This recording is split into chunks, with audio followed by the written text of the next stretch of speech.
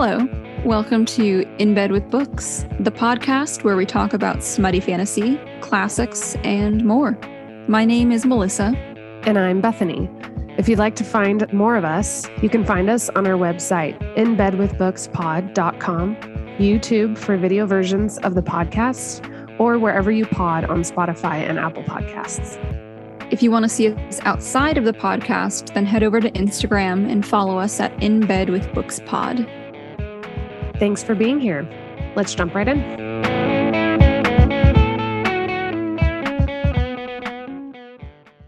So, what episode is it? I don't even know. I don't actually know either. It's been a while since we recorded. Yeah, is it kind of took a break. It might be. Yeah, I'm gonna say it's 40-something. Yep, it's 40-something. And we're talking about the Dispossessed today. But before we get into it, how was your week? Something looks different. Something looks different on your end. What's going on over there? Where are you? Pause for the kids to answer. Yeah. I am in Phoenix officially. So I'm not even fully unpacked yet. Like, that's just some of my books. Mm-hmm. I've got kind of a couple of piles around as I'm organizing them. I haven't started putting up like stuff on my walls yet. Yeah. I've been here officially now for this Monday will be 2 weeks. Mm-hmm. And I wish that I was definitely farther along, but this is just where we are. And that is just what we're going to have to deal with. Yeah. So it is what it is. Yep. But I've got my own office now, which is so nice, like separate from my from my bedroom. Mm-hmm. And that has been a huge relief to like wake up in the morning and not just see my desk and all of my work. Yeah. It's been real nice. And also I'm doing the classic millennial thing right now, and I'm living with my parents. Yeah. And the other day I woke up late and I had a meeting.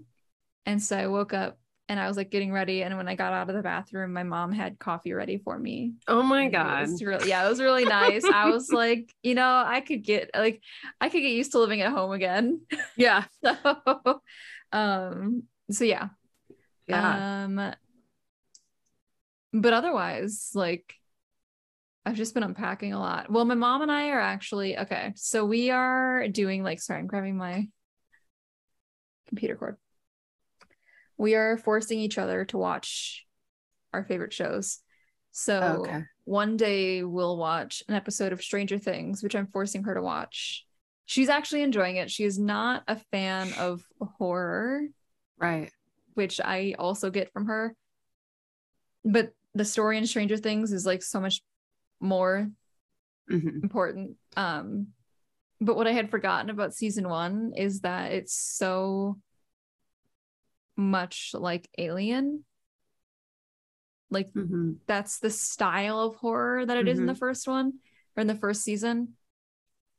And fun fact, that movie like scarred my mom as a child. Yeah. And so every day that we're watching an episode, I'm just kind of like praying that she doesn't have like flashbacks to being a scarred little, like, I don't know how old she was. I mean, she was like 9 or something when she went to go see it. Yeah. She got like tricked into it by my uncle. So hopefully she watches this episode after we've watched season 1 so that she doesn't think about it. And if not, I'm sorry, Mom, and I love you, but you're still watching it. Yeah. But for her show that she's forcing me to watch, we are watching Cobra Kai, which is that show that's based on Karate Kid. And that's actually been a lot of fun. And I won't say that to her face, but it's a good show. Yeah. There's something just funny about watching the show is based around the villain from the first movie. And he's playing like himself hitting rock bottom in his midlife. And it's actually really funny to watch. Like, I don't think that was the intent, but I'm really enjoying that. So that's fun. Yeah. Yeah. So that's what I've been up to. Yeah. I've been surrounded by family all week, which is a blessing, and a blessing in the skies. Let's just say that. No, it was actually really fun. We decided to get an Airbnb, like a big house. And so it's right on, right in the peninsula. So it's, Hood Canal. So it's like seawater, like it's ocean water, but it's not ocean waves. Yeah. So it feels like a lake, but then like the tide goes out and it's like cleansing salty water. It feels cleaner than a lake. I have a weird thing with lakes. I'm sure all of our listeners know I have a weird thing with lakes. We definitely mentioned it in what is the last episode. It's okay, because I think one of the recent episodes, 2 episodes ago, we talked about how we literally didn't remember recording magic powers. Right. But then as I was like editing the audio, I was like, oh my God, I remember talking about all this stuff. And I just kept thinking that it was in other episodes. Right. So like the lake conversation, I kept thinking that was in the, I think I assumed it was in Kingdom of the Wicked for some reason, maybe because there was like a beach scene and then it didn't happen. And I was like, oh, maybe I just made that up. But no, it was from an episode that I just forgot we recorded. Oh, that's funny. Yeah. Yeah. This like thing in your brain. Yeah. Yeah. No, I think lakes are disgusting, and I lived near 5 of them. So yeah, they have to be really big lakes. Yeah, they have to be like a mini ocean. Yep. Like Lake Michigan. Yeah. So this was nice, and it was just really fun, and we had like beach access and everything, and then it was really fun. Milo played guitar, and we like sang around the fire, and like the kids like played harmonica with him. It was like really cute. Oh, that's cute. Yeah. Yeah. So you get a little baby fever. Yeah. I was just like, oh God, Milo, like, you gotta be all cute now. Yeah. No. I mean, you've only been married for over 10 years. I know. So. Oh yeah. So that was fun though. I always, everyone reads on vacation. I cannot read on vacation. Same. Like, I don't know I don't know how. Who finds the time? Because like I just, especially like a family vacation, I'm like, oh, like I want to be part of things. Yeah. And so I don't want to be like, doing reading the whole time. Reading, like doing homework or something, like I tried and I got like 3 pages in and fair. I don't really know what happened. That's fair. Also when you're on vacation, like, okay, so you go to the beach, right? Yeah. You're at the beach all day. When you come home, you're just fucking tired. Yeah. Like when I'm done during a normal day, I finish up working here, go have dinner, and then I read to unwind. Yeah. Because all I've done all day is sit at a computer. There's nothing I need to like recover from. Yeah. But when you're on vacation, especially like when you're going down to the beach, you're like doing stuff and you're like interacting with people and you're like, how do I? Well, also like just the sand alone, walking on sand is a workout. Yeah. Like I wish I was exaggerating, but it kind of is. Yeah. So if you just go to the beach, don't even play or anything. If you just go to the beach, you're still exerting. So much energy. You're all sweaty and sticky. I know, we would like lay down in bed after swimming for hours. And we'd be like, everything's so sticky because like we're sticky and like the sheets are like dry and like starchy, and we're like, my hair, oh my gosh, salt water and bleached hair does not mix well. Yeah. I was like, oh, I hate this. I had to wash it like every day. Yeah, I'm sure. Yeah. But it was fun. I'm a little sunburned. You can see I'm a little lobstery. It's just a little bit of it's gonna turn tan. Yeah, you're just or peel off DIY bronzing. Yeah, so. Exactly. What's the thing I didn't have to do it up here. Yeah. What's the technique called when you use like blush like bronzer? I don't know. Contouring. Okay. I guess like contouring with blush, Yeah. Instead of like bronzer. That's basically what you've done. Yeah. Yeah. Yeah. It was totally on purpose, not hubris or anything. No, Okay.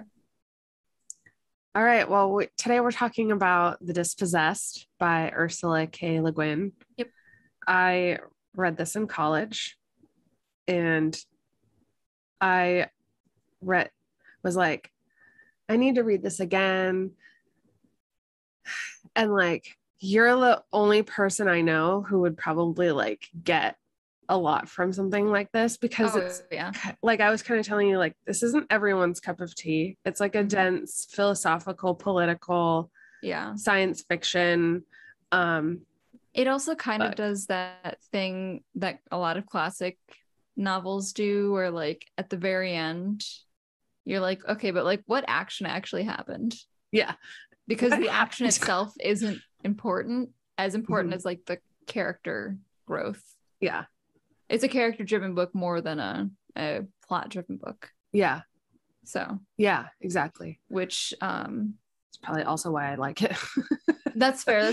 I'm not usually a fan of those, just because like, unless they're feeding me something, I'm kind of like, I'm not. I think that's another one of our polarizations. Like, I really like character driven, and you really like plot driven. Yeah, I need stakes, but this one had stakes just as much as it had character. So, this was my first time reading it. It was my first Guin, so that cherry is popped. I loved it. I absolutely loved it. This is the first book in a while that I've annotated all the way through, because I do have a hard time maintaining it. Partially, I think because annotating for me tends to be just like a way to engage with the book to start. So like once I get like a third of the way through, I'm good. I can just keep reading. Yeah. But this one I just actively wanted to keep taking notes. It gives so many thoughts. Yes. So it's a very existential book.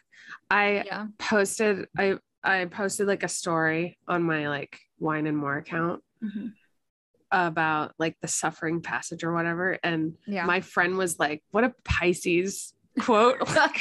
She's like, God, you're a Pisces. I'm like, I know, and I love it. Like, it's all about suffering and stuff, like, but life is exactly. But like, I picked up a lot more this time around than I did. Like, I'm just a better reader now, and like, I imagine that's also just the general experience with a book this dense. Yes, that you don't have to like race to read for school or anything. Well, because you like, on the one hand, we didn't have to race to read it, which was very nice. We had a nice little extended break because of my move and your little trip with I say little only because it like you were only a couple hours away from your house. But it seems like we both needed the break and like that space to read this. But also, like, after you read it the first time, like we talked about, I think kind of with Frankenstein, because I've read Frankenstein here. I've read Frankenstein several times at this point. And so once you get over kind of like the superficial layer, that very topical stuff, then you can kind of start to engage with the content a little deeper with each read. So I'm excited to read this again in probably the far future, because we're still trying to get like our reading groove down with this and our personal reading, but like I fully intend to like separately annotate every single time I read it, so I can see what else I'm able to like squeeze out of this book. So also, that being said, disclaimer for ourselves and for you lovely listeners and viewers, there's no way we're going to cover everything that we want to cover today. So we have narrowed it down to a few things that we know we want to talk about, and we're hoping that we make it to all of those. But at the very end, there's no way we're going to feel satisfied. So, you were like, we're going to be so angry at ourselves. There's just no way, because we're going to be like, oh, I should have said that or that, because there is so much in this book. It is dense with ideas and everything. And so, it's definitely a disclaimer. All right. So how about you start? Okay. So one of the, I would say, bigger themes, like the very obvious themes in this, is the kind of like I versus we conversation that's being had. And there's like a few, like, it's not just I versus we, but it's othering, and like one of the very last lines here, I will read it. Real quick. Yep. Actually, it might be a good idea, since this isn't like a super popular book right now, to maybe just give a tiny like summary of like what's going on, so that in case people are just listening to this to get ideas. No, that's fair. That's fair. So real quick. So then the Dispossessed is starts with Shevik, who is a physicist on the planet Anarres, which is actually a moon. Which is actually the moon of its Earth, Urras. So Urras is where they first. So 200 years ago, there was a revolution on Urras, and they left Urras and settled on their moon Anarres, and started an anarchist society. So it is a complete anarchist society where everything is shared, everything's communal, nobody owns anything, there's no money, and there's what do they call it, labor rotations, so that what is it, div lab is what they call it. Div lab, where division of labor. Division of labor. And so Shevik, the first chapter is him going on a ship to go visit Urras, and no one's been to Urras for 200 years. And so each chapter is one in which he's on Urras, and like having that experience and seeing a capitalistic society for the first time. And then the other chapters are kind of his like life in Anarres up to that point. And so you learn his like kind of perspective of seeing a capitalist society from his like growing up and being an anarchist all of his life, and having kind of that philosophy ingrained in him.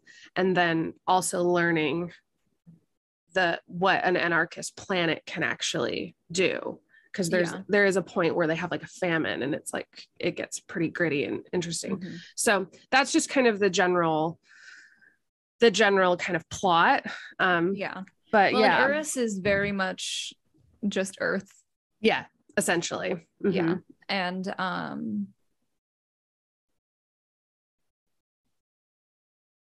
okay, before I get into all those other thoughts, because there's a lot, but starting small, which is actually starting big, so we can get into the small, which is actually big. Okay.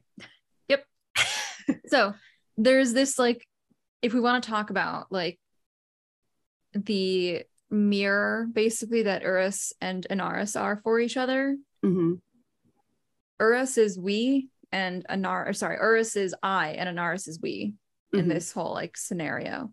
And that's very like clearly brought up a few times, very blatantly brought up. So there's the scene where Shevik goes to Vea's for the party, and I think it's at the party, because I think it was the guy who he says is not a physicist, but he has a lot of money, like, so he likes to think of himself as such, and like pay or something, I think. So he can pay to basically get the books, and then he just knows like the basics. What is it? Jack of all trades, master of none, kind of situation. Very flat thinking as well. And he's like, well, you know, the other is how we define ourselves, basically. And so on the one hand, when we first kind of start seeing Anarres in the flashbacks, it seems like it's not blatantly saying it, but just by the structure of their society, you're seeing that expression of solidarity of the we kind of situation. But surprisingly, Urras is a lot more willing to like blatantly say they're only interested in the I, in the singular, and the individual, than I was expecting. Sorry, that's a tangent. I'm not a tangent, I guess, but not exactly where I wanted to start. But the quote that I pulled out, so there is hold on, wrong one. I've got so many quotes, sorry.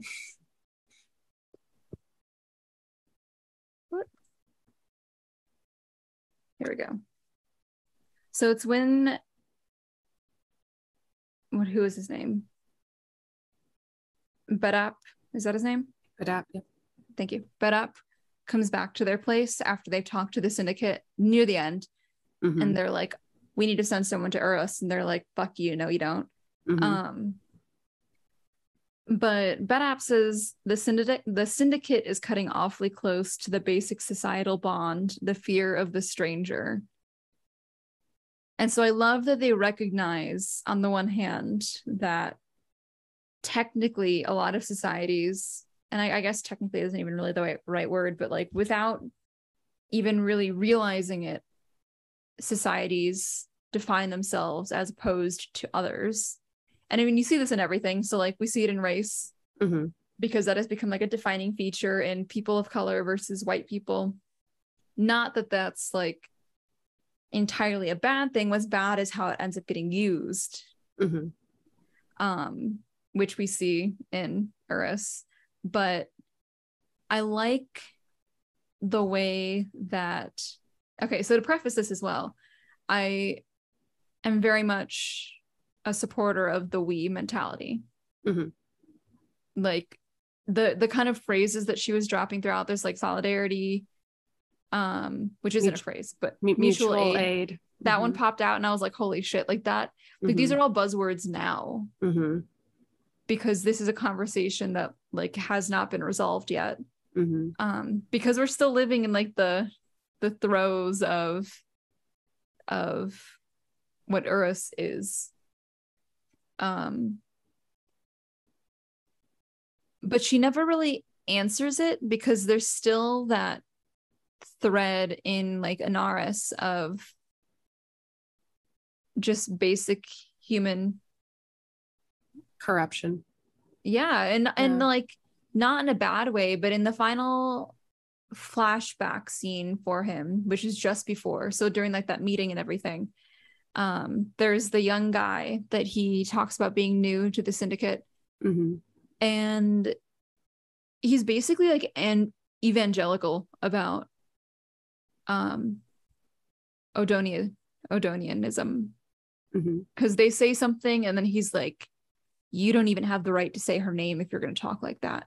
Yeah, which is such an odd thing for a free society to say. A free society, and also a society that's like that prides itself on not being religious, because the notion that something is so sacred that you shouldn't say it if you're suggesting going back to a planet is, I mean, that's a pretty religious standpoint to be coming from, even if you're not going to base a religion around it. But even then, the way he talks about Odonianism feels very like early Buddhism, or what I can only imagine like early Christianity was, reading the teachings of like Jesus Christ. Yeah. So yeah, that was a fun conversation that they were having throughout. Yeah. It kind of God, where to start? I know. Like, well, I could go this way or I could go that way. There's just so many avenues to go. There is kind of this theme that she's pushing throughout, which with Anarres specifically, which is the revolutionary spirit. And I think she says that phrase once. Yeah. In the whole thing. And this is not a new phrase in the canon of political philosophy. I don't know who started it, but it's definitely in Hannah Arendt's On Revolution. She uses it's kind of a whole theory in itself, but the idea is that Anarres is a revolution. That's how the society should function. And a revolution is ideas, and it's constantly questioning and constantly doing. It's change and change. Yes. It's constantly rotating change. And so what's happened is Anarres has gotten comfortable with the status quo. And so through bureaucracy. Yeah. So it is very interesting. And I kind of like that if Anarres was like this like perfect utopia, it would feel unachievable. Yeah. But this felt like, I feel like I saw it, you know, like I feel like it was a way in which it was like, I felt like I experienced it on a certain level that felt really real. Yeah. Rather than just an idea. Yeah. It's like the practice of that. And I've got the quote here if you'd like me to read it. Yes. Okay. So this is from, let's see, it's either from Shevik or it's from The Old Man. It's unclear based on, she just says he, and I'm not entirely sure if it's Shevik or The Old Man, but yeah. Revolution is our obligation, our hope of evolution. And then he quotes Odo. The revolution is in the individual spirit, or it is nowhere. It is for all, or it is nothing. If it is seen as having any end, it will never truly begin. And I think that line right there is really what it needs to be. So like I know I've talked about this on the podcast before because I brought it up, I think, when we talked about Wollstonecraft. But like, look at the actual word of revolution. The other definition of it is like a turn of the wheel. Revolving. Yeah. Revolving. Yeah. And so it, on the one hand, it's representative of the fact that it is going to continue to happen. And so it's like, why does that continue to happen? Well, because people change. So what defines that utopia has to change with those people. Yeah. This is something that I also like, as much as I like, we have on occasion talked philosophy on here because we're former master's students, master's graduates with like big airheads, right? But the one thing that really bothers me about some of these like philosophy conversations, not that we've had, but just like generally, is the lack of practicality. It's like, we can talk about this all we want, but there's like a human on the other end of this conversation. This isn't some abstract, like we're talking about actual humans interacting with each other. And so the idea of revolution as an upheaval within a society, but also as a continuing process because people change, is inherently dependent on the fact that people are going to die off and there will be a new generation, a new society, regardless of the fact of if anything changes, but the people that make up that society are going to be new. And so by default, it is going to be a new society. And so I like the way that she's very like, Le Guin is very clearly just putting that into our faces. Yeah. Like if you imagine an endpoint, she's applying it. Yeah. Like if you imagine an endpoint, then it's not circle. A circle does not have an end. So. And I love that because so when he solves the simultaneity, thank you. I pronounced it correctly in my head when I was reading it, of course. It's very easy to pronounce it right in your head. Like, oh yes, I'm so smart. And then then my mouth opens and I'm like, God. When he solves this simultaneity theory, that's what solves it. Yeah. It's a pretty dense couple of pages there. I had to reread it a few times because I really wanted to figure out, because it wasn't supposed to be like a literal like physics equation for us, but it was supposed to kind of walk us through like what's going on in his brain and how he's like distinguishing things and like applying things. So, and also the scene where this is real quick tangent, the scene where he's doing the math to figure this out because he's like, fuck these people, very like Frankenstein staying up for a month straight to create his monster and then sending his body into illness. Yeah. Very like masters doing your dissertation and right up until the last minute and then crying the next day. Yeah. So. And then, vomiting. Yeah. Crying, vomiting, throwing up. Yeah. He realizes that he was trying to he was relying too much on certainty. Yeah. And that is by extension, the nature of revolution is uncertainty. Yeah. And so he was relying too much on certainty, and then he was too the certainty of some like whatever function or whatever he was using in his equation, that once he stepped outside of that, then he was able to move forward. Yeah. And so when you're too worried about the end, like you were saying, you forget the means, the process. Yeah. And you know, his whole example of like throwing the rock at the tree is like, if you're so focused on the rock hitting the tree, you don't realize that it's also like, you don't even know how to get it out of your hand, kind of thing. Yeah. And so you have to kind of, yeah. So well, also I thought that was interesting, because he brings up the rock and the tree a couple of times. And so I liked when he was having that conversation with the students, not with like the kids when he was younger, obviously, because that was kind of just like sad. The teacher like shamed him in front of everybody. And I was like, wow, I feel that. Okay. Red flag. Yeah. Red flag. Definitely one of those moments though, too, where like Guin was like, it's not a perfect society. Yeah, exactly. I love she planted that seed early. Yeah.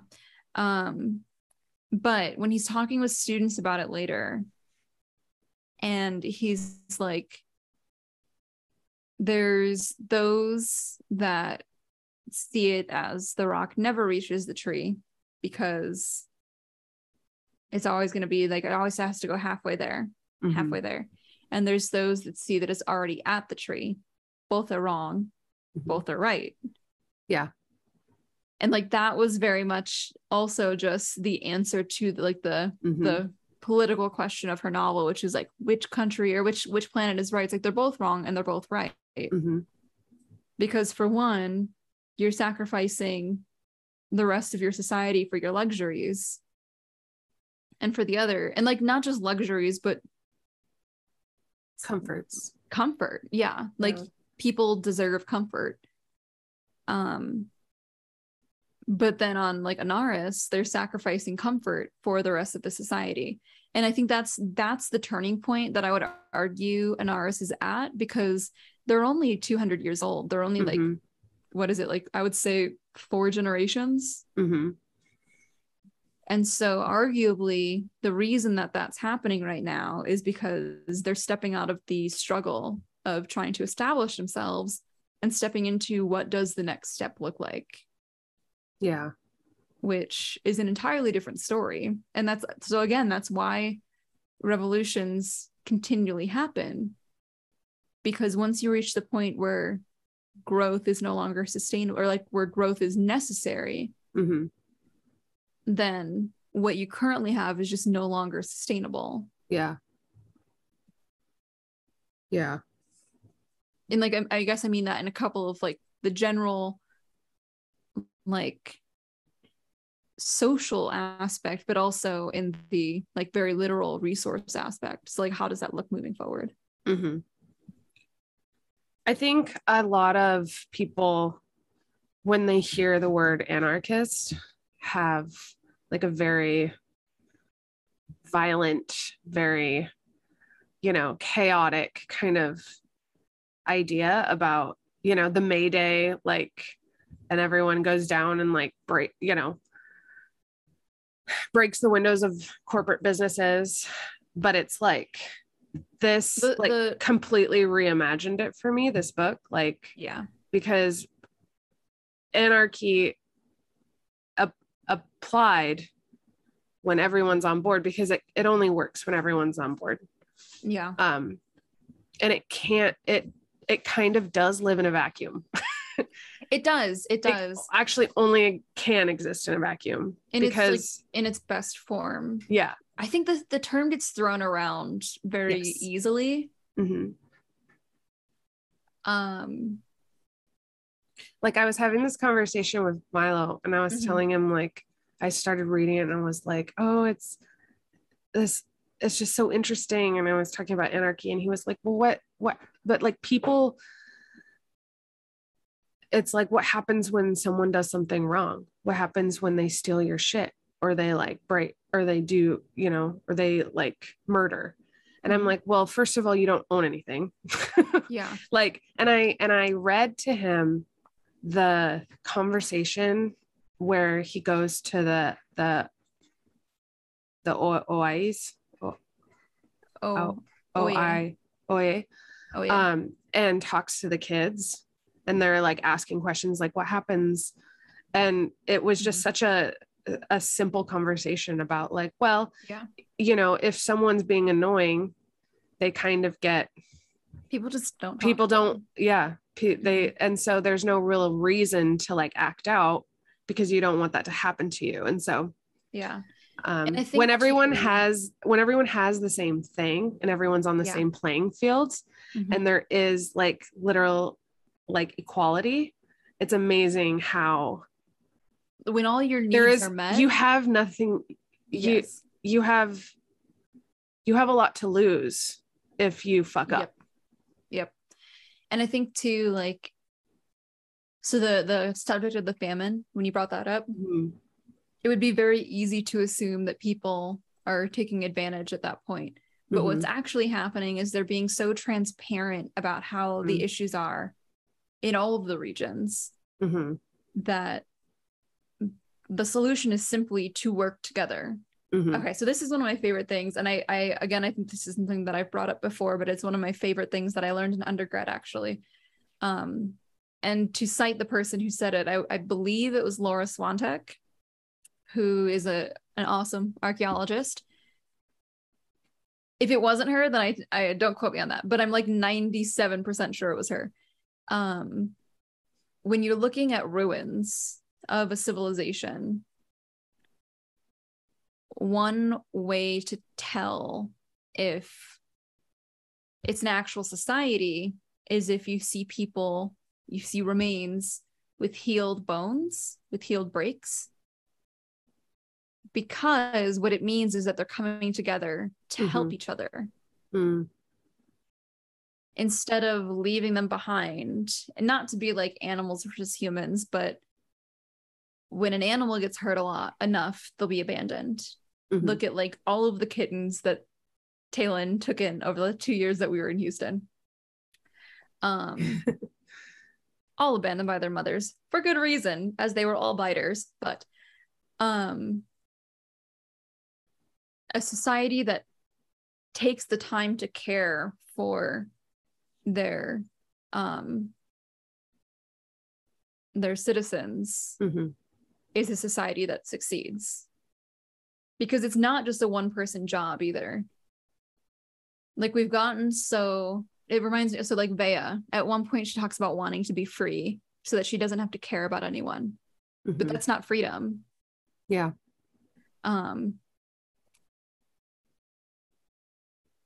Also, now that I'm thinking about it, I don't think it was Laura, but she's still an amazing archaeologist. And so if anyone's interested in archaeology, you should definitely look up her stuff.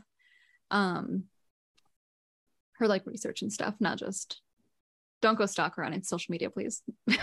So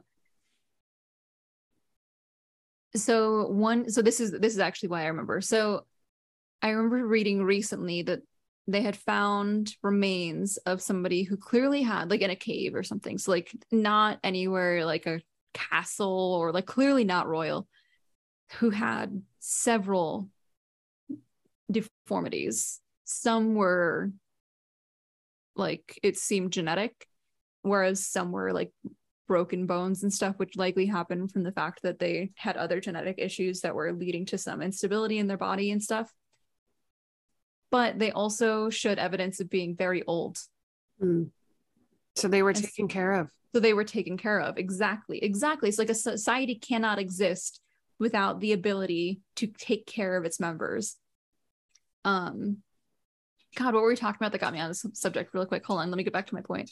We're talking about like the perceptions of anarchy. Okay, yes. Yeah.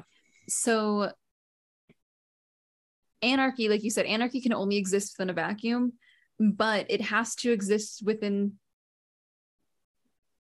like a group of people that agree upon things. So the term anarchy gets thrown around a lot. And so there's one point when I want to say it's Paye. It's after he's got his hangover after Vea's party, actually. And Paye comes into his room.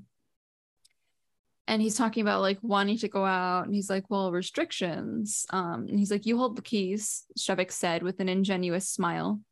Oh, I'm an absolute special in it. I love getting around the rules and outwitting the authorities. Perhaps I'm a natural anarchist. And this is the guy who's like spying on him. And so there's so much when we're looking at, because language also, their languages against each other play a big role in their like, well, language generally plays a big role in how we think. And so it's to see the way that Arasti use words like anarchist just to mean like he breaks the rules. Like, no, anarchist doesn't have rules. An anarchist defies that. Yeah. But for him, it's just because chaos. Just because he'll take him out with like permission because he's allowed to. Yeah. But because he does it like without the superiors knowing, it's like, that's not anarchy, Paye. That's sad for you. But so that was the first time that I noticed it, but that was probably about 30 pages before the meeting with the syndicate.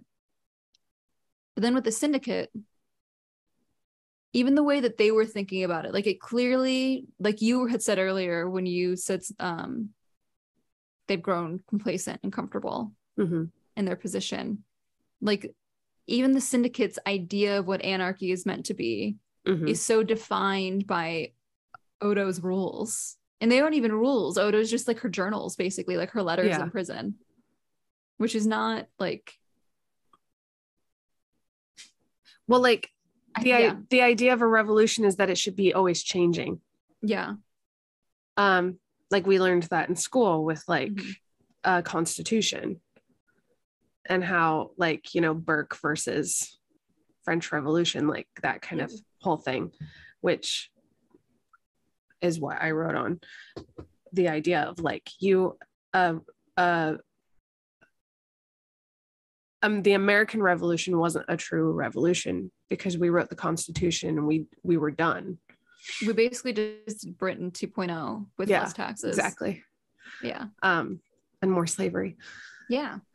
And with the French Revolution, it went through like almost a 100 year period of constantly changing.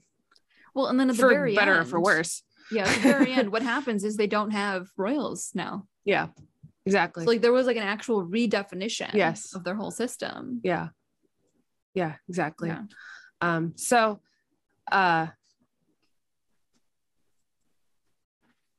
what's interesting is like Odo then her journals just become a Bible. Like it becomes a constitution that they define their rules. It's like quoting scripture to like get an idea across. And it's like, okay, but like what happened to individual thought? Yeah. And I realized too that, so there's the whole arc of the plot and Shevik's like journey is just so well formulated. Like I can't say that enough, because there is his time on Anarres, right? And then there's his time on Urras. And when he's on Anarres, you're learning what's leading him up to actually going to Urras, which is he realizes that's the only way to help Anarres. Because he learns how complacent they are. And he says, he says, now I have to go. Create like he's creating a revolution. Yeah. Like he is. So you talk about the wheel. It's kind of like Hannah Arendt's like idea of like this rectilinear like idea of time and history, where it's just like kind of repeats itself, but every generation it gets a little bit outside and it gets a little bit further and like changes, and it's just constantly revolving and changing. So he's recognized that. Yeah, recognize that the only way to get out of this circle of Anarres, out of its own like organism, so to speak, is to like leave. And then everyone's like up in arms, and like the first chapter is a harrowing scene because someone dies, because someone throws a rock while they're like getting on the ship. Like people are very upset about it. But then people are also excited about it. So it's like, like just the very last line of that chapter when he's like, well, I'm the traitor. What are you going to do with me? Yeah. Which is very like, looking back, very funny now based on what we've read of his like leading up to that point. Yeah. Also on the note of Odo and like the biblical nature of her writings, there's this conversation when he's with Kang, the Earth ambassador, and she's like, well, what do you want to do? And he's like, please take me home. Like, I want to go home. Let's see, what does she say? She's trying to get him to kind of, I guess not get him, but she's like, I mean, you can go to Thu, you're welcome to stay here because this is like free soil for you.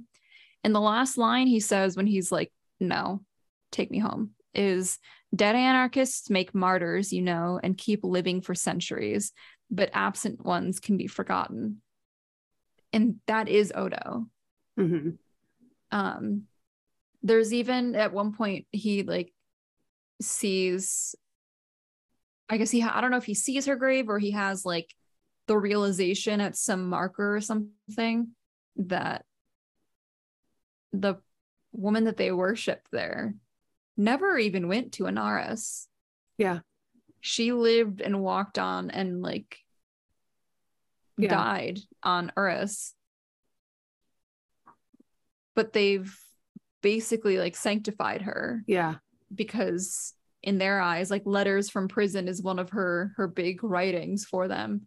Yeah. And that's huge. Like that, not to like downplay that at all, but that's a very inflammatory kind of context for something to be reading.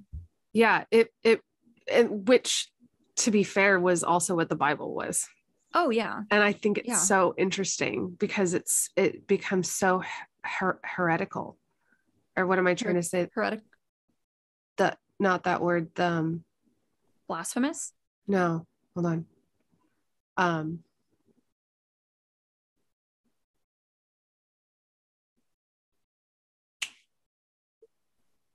Is it Odo or sacred?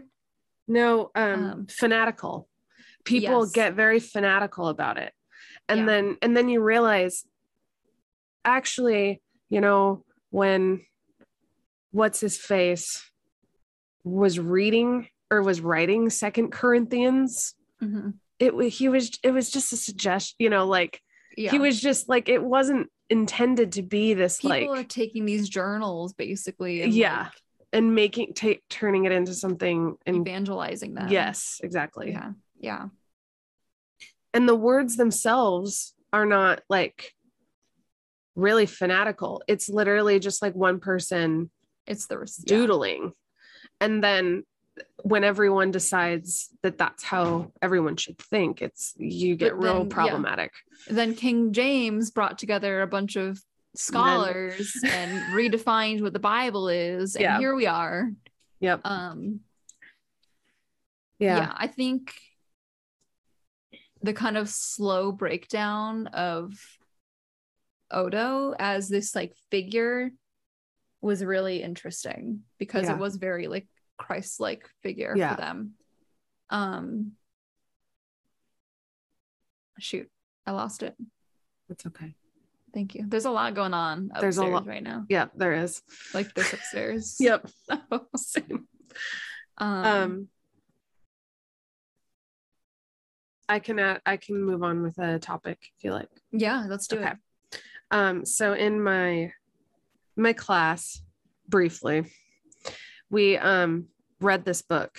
In fact, it was a class on Hannah Arendt's the human condition, where we read literature and studied historical events and also other philosophy and applied this theory. And reading this again, The Dispossessed, I was like, this is dripping with Arendt. Like, I was like, oh, of course, like Le Guin has been reading Arendt, obviously, and like Heidegger and all of that. Like, she is very well read in the philosophy. Obviously, it's just a masterpiece, this book. So it's very thorough. And so in The Human Condition, Arendt separates the human condition into 3 categories. One of them is labor, one of them is work, and one of them is action. Labor is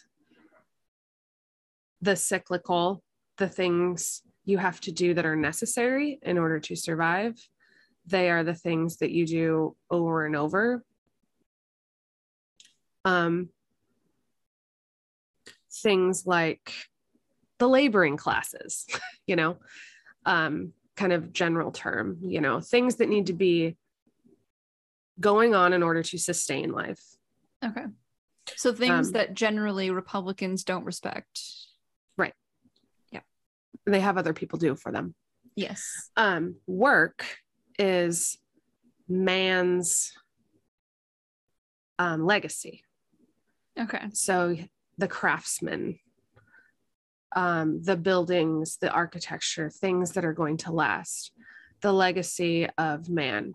And we even had a really interesting discussion about, because it's, Arendt refers to it as like material things. But someone had asked, well, what about like sacred spaces that like the Native Americans like held that weren't like structures, but they were like spaces. And I think that could also be like, I just thought that was like an interesting question. But it's something that we create like from our mind, our brains, right? And put out into the world. Action is mainly speech or action, but it's the sharing of ideas, it's voting, it's violence in terms like political violence, things, you know, that cause people to listen. So they can be like actual actions, but mainly it's speech. It's a new birth, right? It's the person being born and it's a brand new thing that's never happened before. That's action. So what I love is seeing this kind of play out in this book, which is like Anarres is very much labor. No, not a lot of work. There is some art going on and there's some architecture. So there is a little bit, but it's not as highly valued, I would say, as in Urras. Yeah. And I would say too, so like Tyrion, he made a play, and that was like,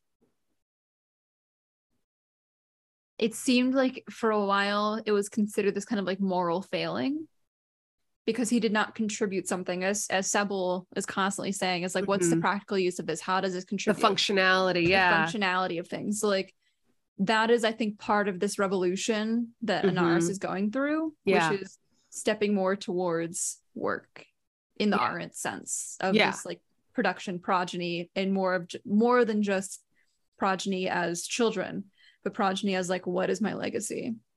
Yes. What do I leave behind? Because that was something that Shevik was struggling with. And actually when he went to Urras, he like realized that he was doing all of this work. Oh no, it wasn't Anarres. Is when he was doing all this work and he was getting suicidal because he was like, what's the point? What am I doing this for? So it was he had the means down, but there was no end to it. So then you feel like purposeless. There's no purpose to it.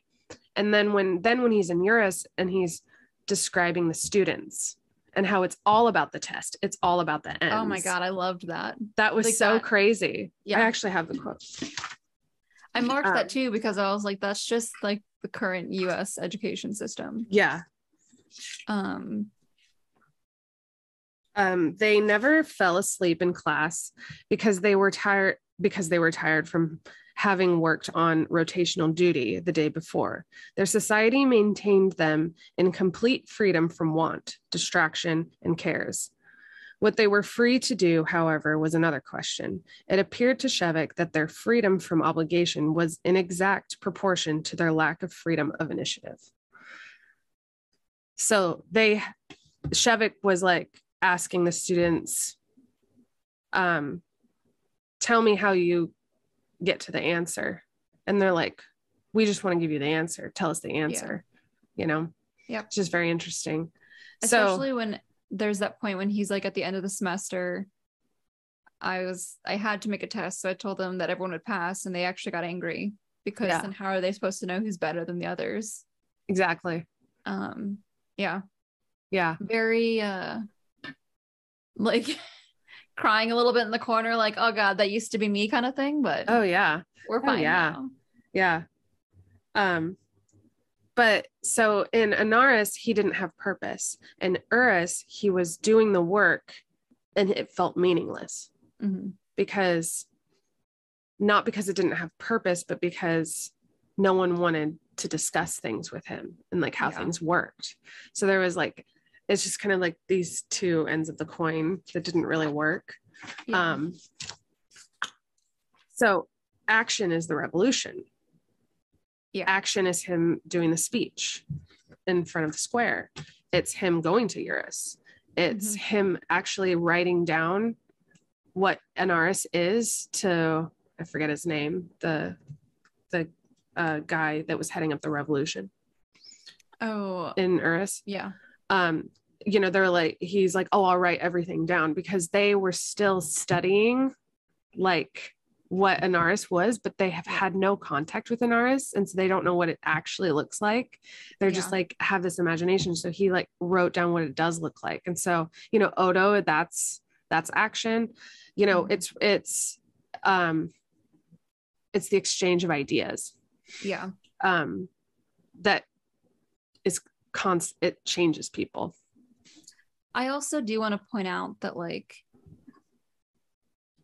so he has that line about martyrs in the Earth embassy, but by his own planet standards now, he's also an anarchist. So by that logic, he's going back to his own planet to potentially be a martyr or a forgotten revolutionary. So I do kind of well, I like that she still leaves it as an open-ended question with that, because in the same vein, if she were to add an end point to that, then it could not be a revolutionary text. Yeah. So yeah, there's that. Yes, because that's actually another characteristic of action, is that you have no control over what happens to it. Yeah. So you can write it, but you don't have any control over whether, like Odo. Yeah. She had no control over what was going to happen. And she probably didn't even realize she was going to have this like whole society. Yep. Yeah. And that's the thing is like with him, he's like at least like got this cursory understanding of that potential, but he's not doing it with that intent. He's like, it feels very much like he's just doing it so that somebody will care about his work. Yeah. And I'm not even saying that as like to diminish his goals or his intentions with like the action, but wouldn't we all like to raise hell like that just to be noticed, like for the work that we've done? Not to say that I'm gonna like do anything crazy, but well, that's actually another element of it that I didn't think about until now, which is like you kind of talked about I versus we, but there's this other kind of layer where there's the individual and there's the there's the organism, right? Where Urras is able to distinguish itself from other people, and an individual is able to distinguish itself from someone else based off of their monetary output, all of this stuff, birth hierarchies, all of that. And Anarres is this, everyone's on the same plane. Yeah. However, Anarres is meant to be a safe place for individual thought. So then you have Tyrion, who kind of gets squeezed out of, he writes that play about a Urasti like coming to Anarres and like trying to buy things and like trying to like buy a hooker and stuff. Yeah. She's like, I'll just fuck you. And he's like, no, I have to pay you. Yeah. And then he kind of gets syndicated. What is it called? Drafted kind of to a labor, just kind of to the outskirts away. And then he gets put in their idea of like asylum or some kind of place. So they essentially snuffed him out of the social organism. So there's still that, and there's this wonderful quote about an anarchist can break a law and hope to get away unpunished. Sorry, an archist can break a law and hope to get away unpunished, but you can't break a custom. It's the framework of your life with other people. Yeah. We're only beginning to feel what it's like to be revolutionaries, and it isn't comfortable. And that was Badap, which I love. Badap, I love him. I think he's really cool. Other than like Shevik and a couple of the like, I think like Oye and then like Tokfur. I don't know the other characters apart. The names were just so strange sometimes. Yeah. So I kept having to like reference the map. Yeah. To just know which planet we were on. Yeah, no worries. Sometimes. I have the advantage of having read it before too. No, so that's fair. We've covered Badap before. Badap is the one that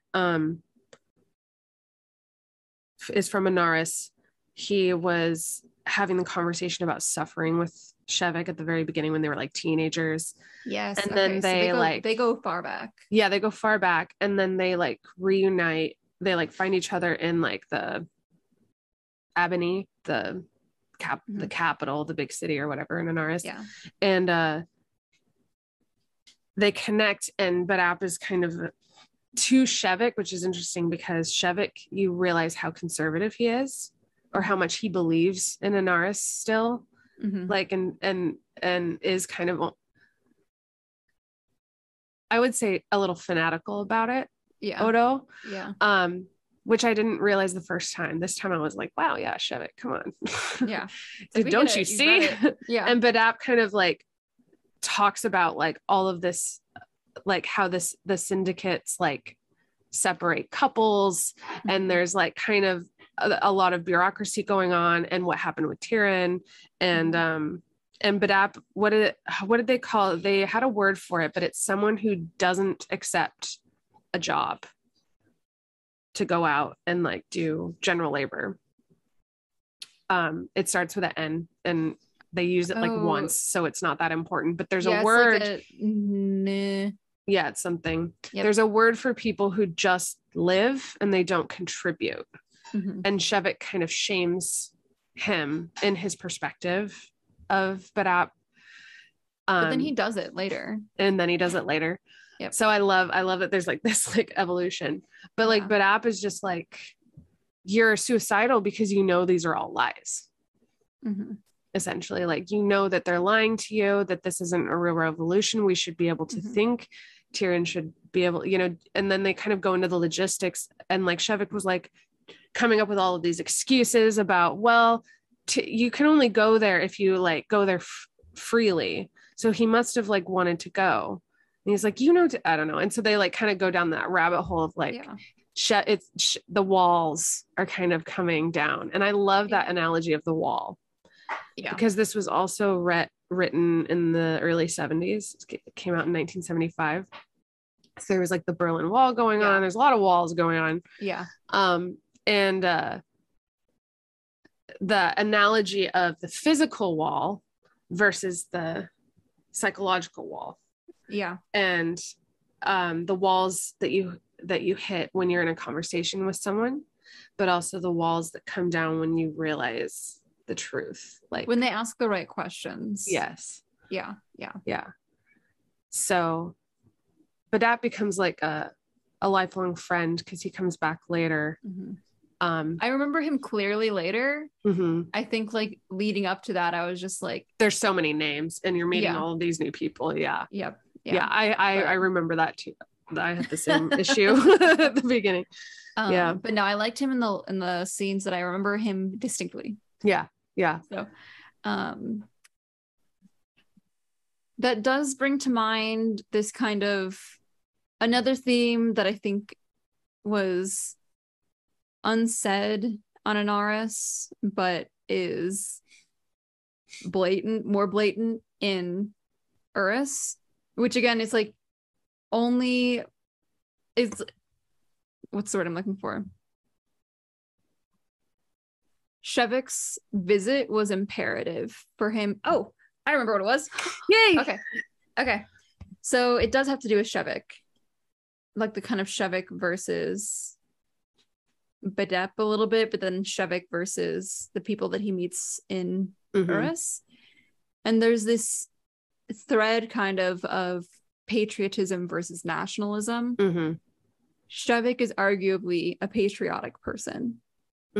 Patriotism being like having pride in the place that you come from. I don't know if we want to call it nationalism because they're planets, but that is just like we will pretend that they're their own countries instead of their own planets.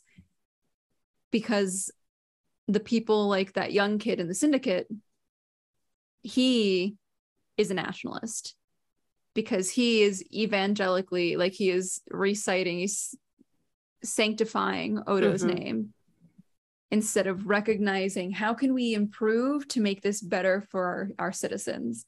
And I think like that is a defining difference, a defining difference between patriotism and nationalism. Patriotism recognizes the need for improvement and the necessity to do so in order to improve a citizen's lives, whereas nationalism thinks we need to do it exactly like we're doing it. The Constitution is a dead document. We cannot make edits to it because people don't change, kind of thing, which is not true. Yes. And I would actually add as well that I think patriotism has more to do with inside the nation. Nationalism is more to distinguish from other nations. As superior. I feel like that's it's kind like of the I versus patriotism is like more pride. Like I love my country. Nationalism is like my country is the country kind of thing. But yeah.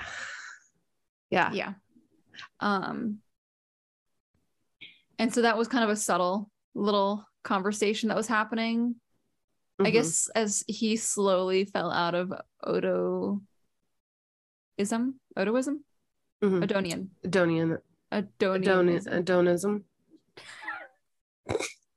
Yeah. We know words. As he slowly it wasn't necessarily that he's suddenly like anti-Odo, but that he has seen the other side now again. Because he talked about like he has to leave the organism because the organism has become stagnant. So it requires him to, one, go out and get other ideas, and two, to break that static nature of their society. Because he talks about sometimes like I did this for Anarres. I'm doing this for Anarres. And so at first you're thinking, oh, he's going to find solutions to their problems. Like actively find solutions. He's going to talk to like scientists and shit, and they're going to figure out how to better, I don't know, like irrigate the planet or something like that. But no, he's doing it in a very abstract way, which is, I know my country needs to like rally behind somebody, and whether they're rallying behind me as a hero or as a villain of like a physicist, like, not like a warrior or anything. That's also kind of imperative, because Odo, as far as we know, is not like anyone special. She was just somebody with big ideas who helped them define their new society. And so I love that the simple act of going was what he was doing for his country, rather than like trying to be some superhero coming back with like all of their solutions to their problems, but coming back and recognizing that the work is actually starting now. So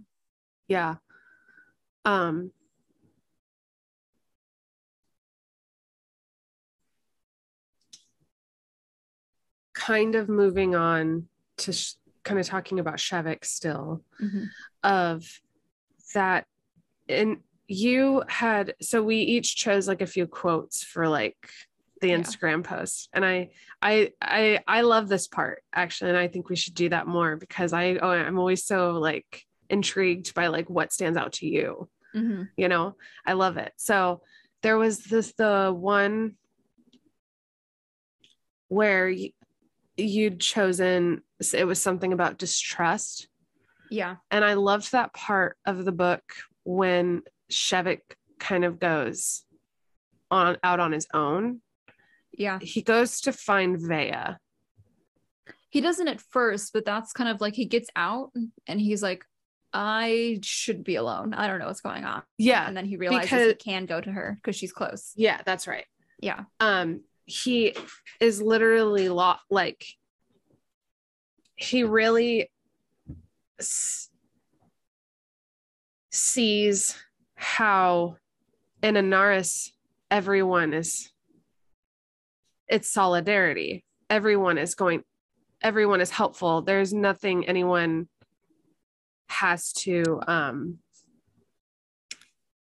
there's no secrets. Everything's like out in the open. You're able to trust the people around you to help you, because they're just like you. You're on equal footing. There's nothing to lose by not helping you, or by helping you. Vice versa. And so when he's on Urras, he says, there's this quote, it's really funny. He had often seen that anxiety before in the faces of Urasti and wondered about it. Was it because no matter how much money they had, they always had to worry about making more, lest they die poor? Was it guilt because no matter how little money they had, there was always somebody who had less? He had not considered what it might be like to be in one's own in a society where men did not trust one another, where the basic moral assumption was not mutual aid, but mutual aggression. He was a little frightened, which I'd be terrified. That sounds awful. Like that sudden realization in the middle of that situation. Oh yeah, I would have cried. I would have just gone back. To be just so like safe and taken care of, and then could be completely on your own, and not know how to navigate that. Like I think it was, I can't remember the guys' names on Urras that were like showing him around and stuff, but one of Chifoilisk or something. He was the one that was like pointing it all out. He was like, you need to stop trusting everyone. He says you cannot approach people like an individual here. You have to see what is behind the powers behind the individual, which literally is the definition of enslavement, of not being free. Is there's powers behind an individual, not the individual itself. The conversation that he has with Vea, where he's kind of like pointing out that she's not free, and she's like, I'm free. But then even later, she's like, well, you don't think I want this? You don't think like I'm okay with this? Like you guys have to, it sounds like all of your women have such big feet and like they work so hard and I get to manipulate my man. And like I mean, it was a gross, I would say like a gross like archetype, or what is the word of like an exaggeration, caricature almost. Thank you, caricature of like women like that. But it was also a very simple way to kind of use that to be like, but also in the next sentence she says that she's not free and she wants freedom so that she can just be selfish, which is still not freedom, because the point that she's like making that assumption from is a point of subconsciously recognizing all of the powers above her and like influencing her, even if she thinks that that's not like up in her like the front brain, the conscious brain, even if she thinks that's not what's actually happening. What was it that Takver calls them? Body profiteers. Yeah. And I think that was the first time that I really started to understand like the complexity behind the use of the word profiteer. But yeah, like there's even the people who have power do not have power because their lives are run by trying to reinforce that power by removing it from others, which is not like, that's not, if you were really free, you wouldn't have to spend your time doing that. You could spend your time doing whatever the fuck you wanted, which you don't. Yeah. So. Yeah. Yeah. Yeah.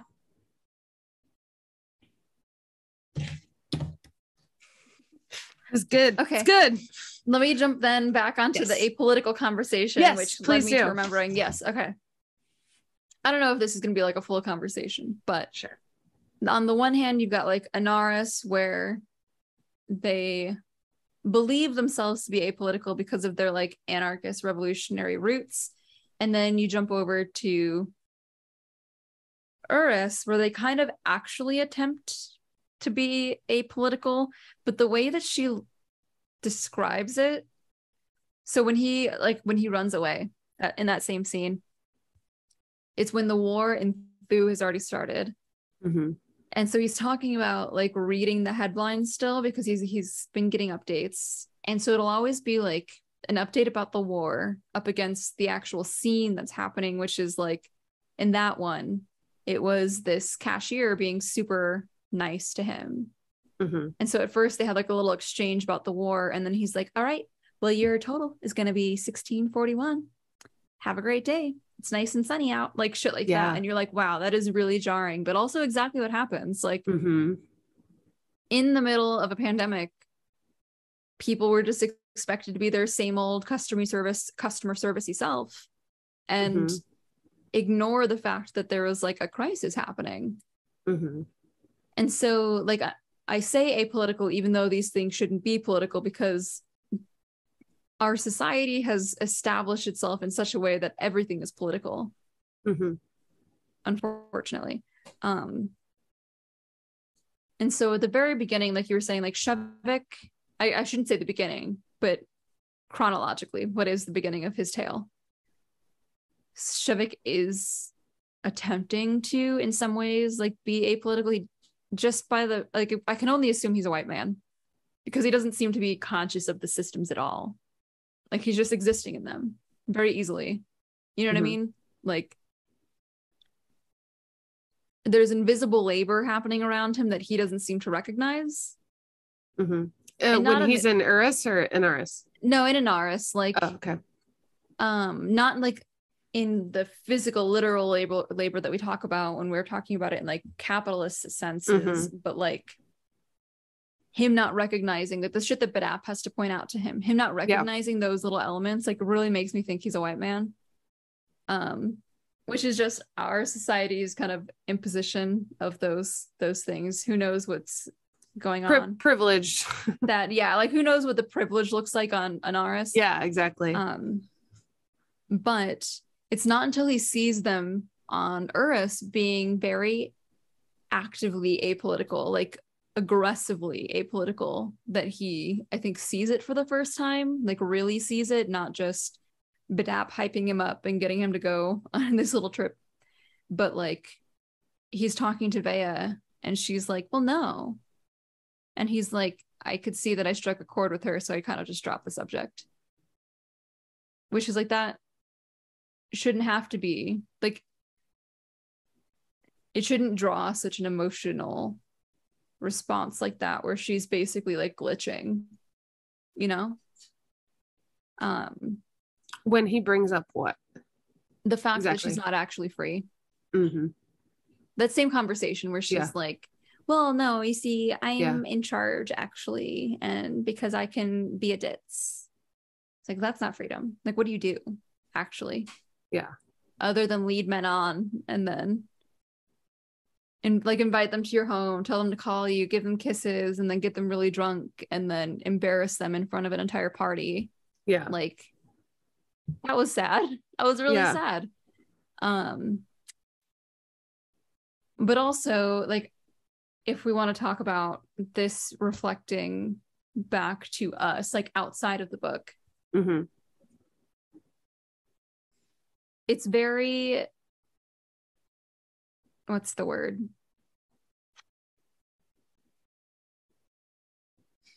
Like, something like timely is the word that I'm looking for.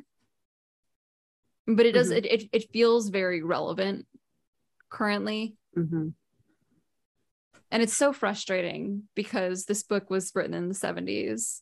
And granted, in the whole scope of human history and human civilization, that is a very small little pebble of time. But it's still frustrating to be like, to have no progress or to feel like there's no progress. You know what I mean? Okay, so total unrelated to the book, but related to this topic. I'm living with my parents. Okay. We watch old shows because it is my parents' house. I'm not going to deny them their pleasures of watching old shows from the 60s and 70s. So there was this show, I want to say it was the 70s, early 70s, I believe. And it's called like Emergency. It's basically about these, I mean, there's 100 shows like this on TV now, but I think it was kind of like one of the first.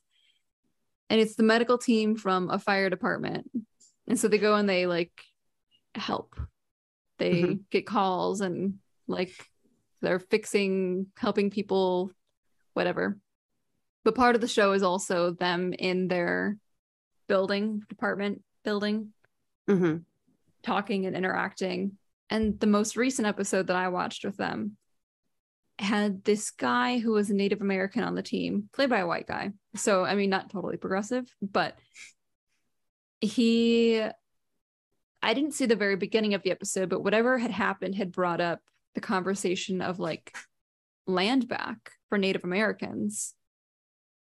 And I shit you not, every single point that he had is still, when we're talking about like land back for Native Americans in the US, the exact talking points that happens. And I just remember sitting there thinking, nothing's changed. Yeah, exactly. Like, one, I can't believe they're actually having this conversation in a show that was like aired on television when there was still like 6 channels. So a lot of people saw it. But 2, how has literally nothing changed? I know. And it's really like, okay, when we had talked about this previously as well, like the joke that we're not like other people, not everyone wants to read books like this. Part of it is like, it's fucking depressing to read books like this and to see how very little has changed. Like, we have read stuff from the past 3 centuries. Philosophy, political, fiction, nonfiction, like all the whole gauntlet. You and I have read stuff. And there's, I don't know, I mean, like, it is bittersweet. There's something when you look back to the 1700s and you're reading something and you're like, wow, it's so crazy that we connect to this 300, 250-year-old person. But on the other hand, why has nothing changed? Why is this still like an issue we're having? You know? It's really depressing. Yeah. Yeah. But I love to be depressed. It's okay. It's okay. Yeah. Shared suffering. Yes, shared suffering. If there's one thing I've learned from this book, it's that suffering is inevitable. Yes. 2 thumbs up from me. Yes. I actually felt the ending of this book to be surprisingly hopeful. Yes. Because it is, yes. yes to all of that, you know.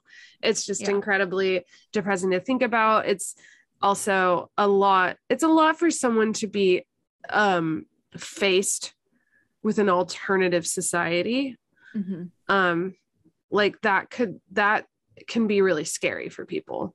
Like there's the whole, like, people really crave certainty. They crave what they're used to. And the ending of this book was oddly, like, really positive, I think, because when he meets the gal from the other species, I don't remember her name. Kang? Do you mean the one on the ship or the one at the embassy? Embassy. Kang, yes. She was like, well, she's like, I come from a civilization that ruined our Earth. Yeah. And we built it back up. And it took us a long time, but we got there, and we got a little bit of help from the Hainish and all of this. And, you know, we tried anarchy. You know, we did anarchy. And then, so she didn't, on the one hand, didn't feel very intrigued by his planet. Yeah. Which I was kind of sad about. But also, well, it's also like, I do think that kind of goes back to, like, everyone has a different idea of what anarchy is. So when she says we tried anarchy, what does she actually mean? Yeah, exactly. Yeah. Because if you haven't had any contact with Anarres, what is your anarchy? Yeah. That's a good point. But I like this because even just, I mean, I think one of the biggest dooms we all face is our planet. And that was I feel like it's, you know, I guess me personally, just like, how do you live your life and still feel peace? At peace with the earth that you're on, you know? If our entire society infrastructure is built on waste, how can you make a difference, and how can you you know, live in with a good conscience? I've recently just been kind of accepting the fact that we're just going to be a fallout planet someday, and that's okay. Because sometimes the forest has to burn, and I don't know if that's a popular opinion right now, but well, that's also, like, that is a literal necessity for nature. When Native Americans are given, and so, like, not just Native Americans, but I will say just like indigenous cultures across the world generally. So, like, I'm talking like Polynesia, parts of Africa, the US, the North American continent, I know for sure. They actively and seasonally burn parts in controlled burns because they recognized that was necessary. Like, thousands of years ago, they recognized that was necessary for nature. And so part of the reason that the forest fires are getting so bad is because that hasn't been done. Nature actually requires that now. And I guess not now as if, like, it didn't before, but, like, it does require that because it is part of the process for, like, replenishing the environment. Because it burns down, that gets used to, like, fertilize the earth. Yeah. And then new comes out from it. Like like a phoenix. The earth is like a phoenix. Yeah. And we have been denying it. It's burning. And now it's just doing it. It's going to do it with or without us. Exactly. Exactly. So very apt description, very apt little metaphor there. Yeah, no, that's good. Yeah. And so that, I felt like that kind of her description of her like society, like really reinforced that like feeling I've been having of just like this almost kind of like this, not apathy, but acceptance of the fact that just because it was made by man, it was still made on this earth. Mm-hmm. I'm not justifying it at all, but kind of like in the grand scheme of the universe, like we're not immortal, you know, like and to think that we are, us. to think that we're immortal is very juvenile or naive, very capitalist too. The idea, like our fear of death as a culture is very rooted in capitalism. We've joked about this in the podcast almost certainly, because I love joking about midlife crises, but that is very rooted in a fear of death and a fear of not leaving behind the right things, of not having lived the right life. And so like kind of going back to your original point too of the mood of the ending of the book, it's very hopeful because it's open-ended.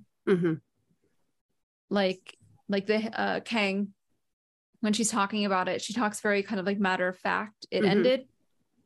We tried some stuff. We were kind of helped. And here we are. Whereas Anarres is very much at the beginning of that possibility. And as a culture are defined and attempting to redefine themselves by revolution. And so I think Anarres is a much better chance. So yeah.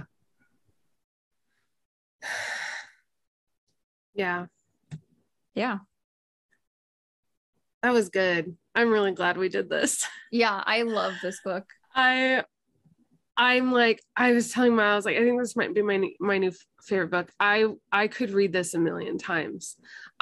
This is my new island book. Yes. Yes. You know? The number of books that like we've read on the podcast that I'm like, wow, I'm gonna have to reread that at some point is honestly just too long. I know. The list is too long. I know. That's what audiobooks are great for though. Yes. So now I'm like, okay, I have something I can listen to on Audible that I don't, you know. Anyway. Yeah. I got this one on audiobook. Yeah. So I have my pretty physical copy. Yes.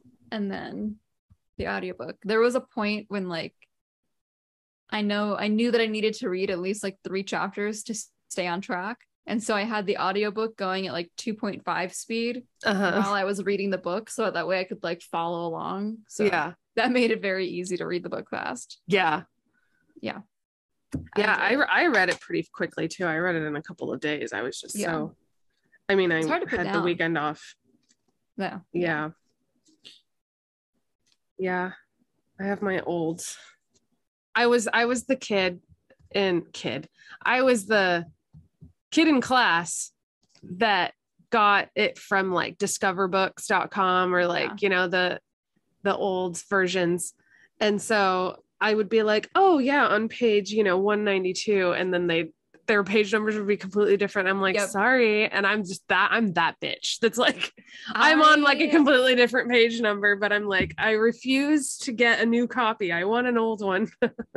I will tell you right now, I would have hated you in that situation. Oh yeah. I know you would. Yeah. You're like, give me the page. Yeah. Yeah. I like to be on the same page as the teacher. I remember in elementary school, I used to like, honestly, right up until like probably sophomore year of college, actually, elementary school is being very generous to myself. If they said like, get this copy of the book, I would get that copy of the book because they'd reference things and I'd have to like, you'd have to know it. I'd have to be able to read along. Mm-hmm. But I'm also, I mean, we've talked about it. Like, I'm a very visual person. Sometimes when I'm just hearing things, my processing goes so slow that I'm like, right. Yeah. Yeah. So yeah. But we didn't meet then. So. No, we didn't.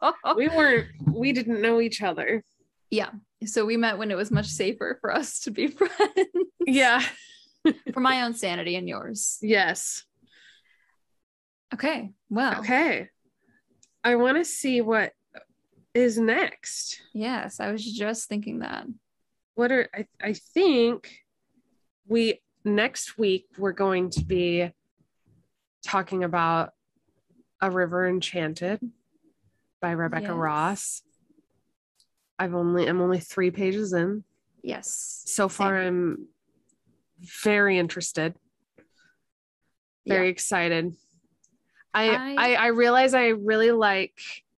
Oh, you got the library book. Very good. I went to that was the library that I used to go to as like a teenager. Oh, it was so nice. So it's exciting. Also so fancy now. Like they're like checkout kiosks are like super techy. I've never felt older in my life. I went over and I was just like, I don't know what to do. It's talking to me and I don't know what it wants. Yeah, basically. Okay, sorry. No, yeah. I think I really like Celtic lore based fantasy. I'm such an Anglophile. You are in the right room. Yeah. I mean, I've wanted to go to England since I was like before I can remember, and then I did, and I cried. So yeah. And woodland things like that kind of like fantasy. So this is going to be on the Celtic end, I believe, right? I think it's supposed to be kind of in Scotland. Yeah. They say Isle a lot, so yeah. I'm excited. Well, thank you to all of our lovely listeners. Yes, thank you for joining us. Yep. Again. Until next week, happy reading. Happy reading. Bye. Bye.